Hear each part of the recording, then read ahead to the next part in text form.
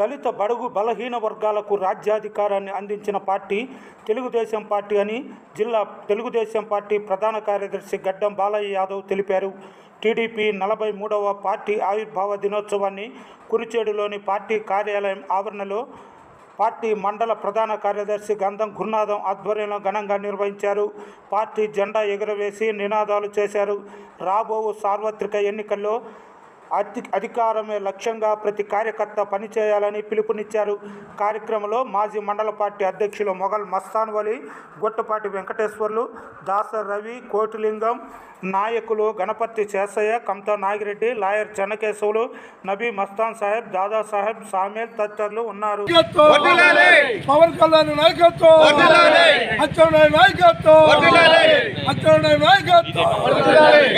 Telugu Desam party, Telugu Desam party, Telugu Desam party, Nara Chandrababu గారి నాయకత్వం.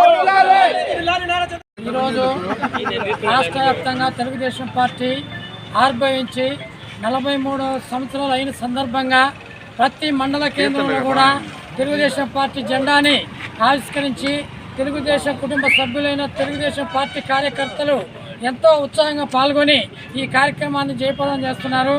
కాబట్టి రాబోయే ఎలక్షన్స్లో ప్రతి కార్యకర్త ఒక సైనికులాగా పోరాడి మన చంద్రబాబు గారి నాయకత్వంలో తెలుగుదేశం పార్టీని అధికారంలోకి తీసుకురావడానికి మనం అందరం కృషి చేయాలి.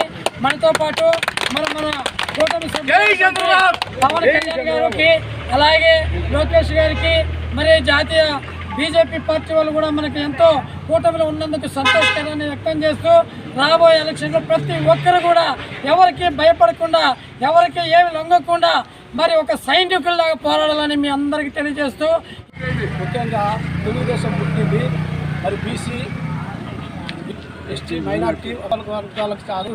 నా ఎన్టీఆర్ గారు స్థాపించి 42 సంవత్సరాలు అయింది. మరి అడుగు పెట్టబోతున్నాం. రాబోయే రోజుల్లో తెలుగు బీసీలు, ఎస్సీ, ఎస్టీ, మైనార్టీ అందరూ కూడా కలిసికట్టుగా ఈ మన తెలుగుదేశం పార్టీ అన్ని అందరూ కూడా కృషి విజయంతో పొద్దున ఎవరు కూడా ఆపలేరు. రేపు